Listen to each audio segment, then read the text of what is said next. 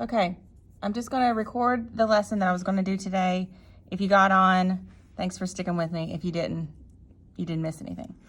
All right, we're gonna do two-step equations now. We've been doing one-step equations, meaning you either had to add, subtract, multiply, and divide to get the answer for the variable.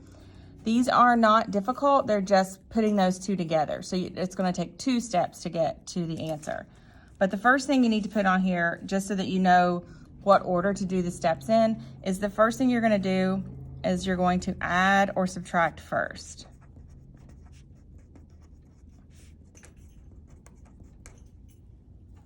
And the second thing you're gonna do is divide to solve for x. These are the steps every time. So the only thing that you have to decide is if you're gonna add or subtract, and that's gonna be based on what the problem is. But the second step is to always divide. These are the only notes part of this. I'm gonna be using this paper that is on your Schoology that says, this is the worksheet that goes with it. This is kind of what I was going to do in the live lesson, where I was gonna pick out random ones and do them with you. And then I will be available like every day at 10 o'clock after you watch this video to see if you have any questions. So all of the problems that I'm gonna put on here are from this worksheet that you already have to do for this week.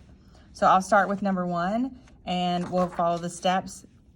And if you have any questions, again, 10 o'clock every day, you can pop in if Teams is not being a loser like it was today. Okay, so the first one is 4h plus 6 equals 30. So you can already tell that this is gonna look a little bit different than what we've been doing. We either had like a problem that looked like this or a problem that looked like this to solve with just one step. So you can already tell that it's gonna look a little bit different. And again, this is coming right here from number 1 on your practice worksheet. Okay, so the first thing we're gonna do is to add or subtract. So we're gonna look here, we have the coefficient in the variable, we have a number in the middle here, or the extra number that we're trying to bring to the other side of the equal sign. Again, we want to isolate the h, so we want to put h on one side and numbers on the other. So this plus 6 has got to come over here with this 30. So if we're going to add or subtract first, and this is plus 6, we're going to do the inverse. This is nothing new, we've done this already. So you're going to, first step you're going to do is subtract 6 from both sides. Everything else will come down. So you're left with 4h, this cancels, equals 30 minus 6 is 24. So now we have another, this is a one-step equation. So this is a one-step equation, and this is a one-step equation. That's how they become 2. We're putting together 2 things that we already know how to do. So if we're gonna get h by itself, 4h is the same as 4 times h. We learned this last week. So we do the inverse of multiply. So we're gonna divide both sides by 4. That's gonna look like that. That will cancel, so h equals 6.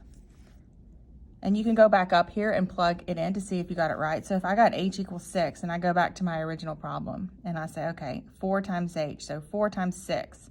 4 times 6 is 24, and 24 plus 6 is 30. So you can go back and check by plugging it back in to make sure that you got it right. But the first thing you're gonna do is make sure you follow these steps. You wanna add or subtract first, and then you're gonna divide to solve for x or whatever the variable is. And this is number 1 from your page. I have to hurry because I don't wanna make it too long. I got in trouble last time. So let's pick a different one that looks kind of different. We'll pick let's do number 4. I can feel like you would ask me about number 4. So number 4 says negative 8 plus 8g equals 56. So the only thing that's different about this one is that you've got these are switched. So instead of having your variable first, you have your number first. But you still want to do what? You want to add or subtract first. So we've got negative 8 plus 8g equals 56. We want this number to come over here first. You want to deal with the number that's not with the variable. You want to save this for last. So if it's minus 8, we're going to add 8 to both sides. So we get, this cancels, this comes down, so you get 8g equals,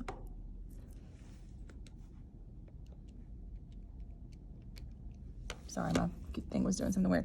Okay, so we're just going to add 56 plus 8 is 64. 8g is the same as 8 times g, so you divide both sides by 8. 64 divided by 8 is 8. So in this one, g equals 8. And again, same way before, you can go back in, plug that in to make sure that that is true. Another one that looks a little bit different is number 5. And number 5 says 5k minus 7 equals negative 7. So again, we want variables on one side, numbers on the other, and we're going to add or subtract first. So we're going to do something with this 7 right here. If it's minus 7, we'll add 7 to both sides. We're doing the inverse. So this would come down. That leaves us with 5k equals 0. Now don't let the 0 freak you out. You're just going to keep going like you always would. So to get k by itself, we'll divide by 5, and k will equal 0. And if you went back in here and said 5 times 0 is 0, and that would leave us with negative 7 equals negative 7. So that one's just kind of weird. It's not hard, but it's one that I can feel that you would ask me about. The other one, let's see. The only other one that looks a little bit weird are the ones at the bottom that are decimals. So I'll do number 12. And I know that when you turn your paper in, you're going to have like 1, 4, 5, 12. Don't worry about the order of it. Just put the rest of the problems on there. I can figure it out. So number 12 is 1.3z plus 1.5 equals 5.4. And use your calculator always on these. Don't try to do like decimal subtraction off to the side. There's no point in doing that. Okay, so we want z by itself. We've got this middle number here that needs to come over on the other side of the equal sign. So since it's plus 1.5, we will subtract 1.5 from both sides. That's going to cancel. So it's 1.3z. That's what we're left with. And 5.4 minus 1.5 is 3.9. Even though they're decimals, you just do them the exact same way. So then we're going to get z by itself. So we'll divide both sides by 1.3. That will cancel. And 3.9 divided by 1.3 is 3. Now I think that some of those, number 11 maybe, maybe 11 or 10, may be a decimal answer. So if you get a decimal answer, don't panic. Okay, and as usual, I'll come down here and do a word problem with you. So